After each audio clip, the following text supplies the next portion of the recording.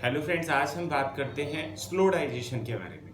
ये बहुत common problem है और बहुत सारे लोगों को जब ये प्रॉब्लम होती है तो बड़े परेशान रहते हैं, क्योंकि उनके साथ सबसे बड़ी प्रॉब्लम होती है जब भी वो कुछ खा लेते हैं तो उनका डाइजेशन बहुत स्लो होने के कारण उनको बहुत लॉन्ग ड्यूरेशन तक हैवीनेस रहती है। और इसके साथ साथ उनको मतलब खाना भी वो अच्छे से नहीं खा पाते, डर के खाते हैं या कभी कुछ टेस्टी खा लिया तो परेशान रहते हैं। तो आज हम बात करेंगे कि हम इसको कैसे मैनेज करें।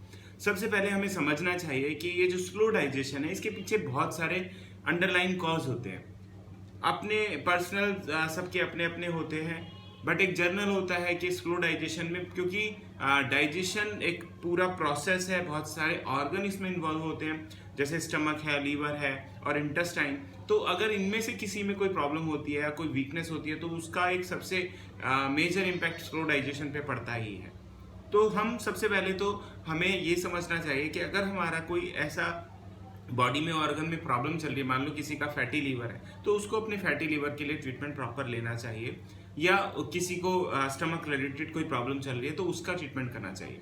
बट अगर किसी को ऐसा कुछ नहीं पता कि उसके किसी इंटरनल ऑर्गन में कोई प्रॉब्लम है, बट फिर भी उसका स्लो डाइजेशन है, उसको हैवीनेस होती है और डाइजेशन प्रॉपर होता नहीं है, तो आज हम बात करते हैं कुछ ऐसी चीज़ों के बारे में जिससे आप उस चीज़ को बेटर कर सकते हैं। सबसे पहला हम बात डिस्कस करते हैं कि क्या क्या कारण होते हैं जिसकी वजह से हमारा डाइजेशन स्लो हो जाता है। तो पहला तो एक जर्नल कारण है कि जिसकी फिजिकल एक्टिविटी कुछ भी नहीं होगी, जो एक्सरसाइज बिल्कुल नहीं करता है, बहुत लेजी है, या जिसका वर्क ऐसा है कि उसको ज़्यादा मूवमेंट वो नहीं करता। तो ऐसे ऐसे केस में हम सबसे पहले सजेशन देते हैं, एडवाइस करते हैं कि आपको थोड़ा सा फिजिकली एक्टिव होने की ज़रूरत है, क्योंकि जितना फिजिकली एक्टिव होगी आपका जो इंटरनल बॉडी सिस्टम है, जैसे लीवर है, इंटेस्टाइन है, पैनक्रियाज है, ये सब एक्टिव होते हैं जब आप एक्टिव होते हैं। जब आप स्लो होते हैं तो ये भी स्लो पड़ जाते हैं।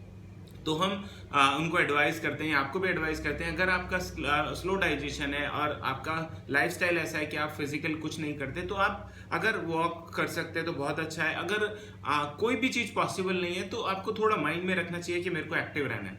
हम अपने घर में भी एक्टिव रह सकते हैं। हमें जो चीज़ लेनी है, हम कई बार लेजी हो जाते हैं कि कुछ चीज़ उठानी होती है तो छोड़ देते हैं कि नहीं उठा रहे हैं, और कोई काम ऐसा है जो एक्टिव होके करना है वो भी नहीं करते। तो अगर आप ऐसा भी करते हैं तो उसका भी एक पॉजिटिव इम्पैक्ट आपकी बॉडी पे आता है। दूसरा है जो शुगर का इंटेक बहुत करते हैं।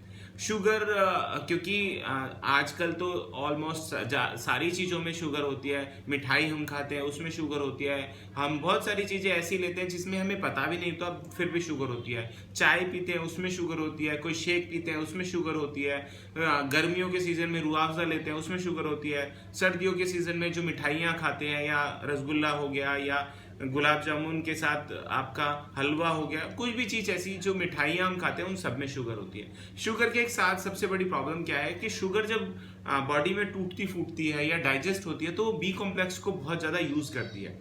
और जब वो बहुत ज़्यादा बी कॉम्प्लेक्स को यूज़ करती है तो हमारे जो डाइजेशन में बी कॉम्प्लेक्स का बहुत मेजर रोल है।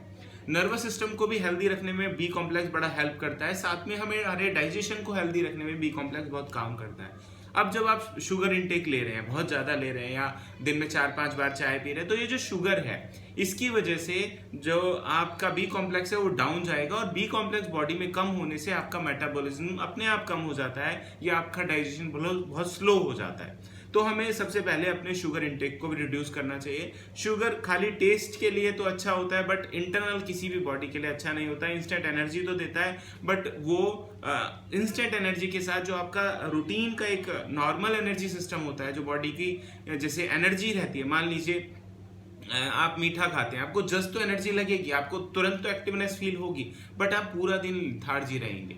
तो अगर आप इस शुगर को भी बंद करते हैं तो उसके बहुत सारे आपके फायदे ही हैं। हम एक सेपरेट वीडियो में इसको डिटेल से डिस्कस करेंगे कि शुगर बंद करने से बॉडी में क्या क्या चेंजेस आते हैं। दूसरा हमने शुगर का बताया। तीसरी हम बात करते हैं कि जो बहुत ज़्यादा फैटी फूड लेते हैं, पराठे बहुत खाते हैं, या सब्जी में तेल बहुत ज़्यादा यूज़ करते हैं, क्योंकि फैट में भी बहुत ज़्यादा कैलोरीज होती हैं। 1 ग्राम फैट 9 कैलोरीज के इक्वल होता है, तो वो भी हमारे सिस्टम को स्लो कर देता है, क्योंकि बॉडी में फैट को तोड़ने में बहुत ज़्यादा लोड पड़ता है, और वो अगर सिस्टम पहले से ही लो है तो वो एक उस पर डबल इफेक्ट नेगेटिव आता है। तो ऐसे केस में आपको अगर आप फैट को कम कर सकते हैं तो बहुत अच्छा है।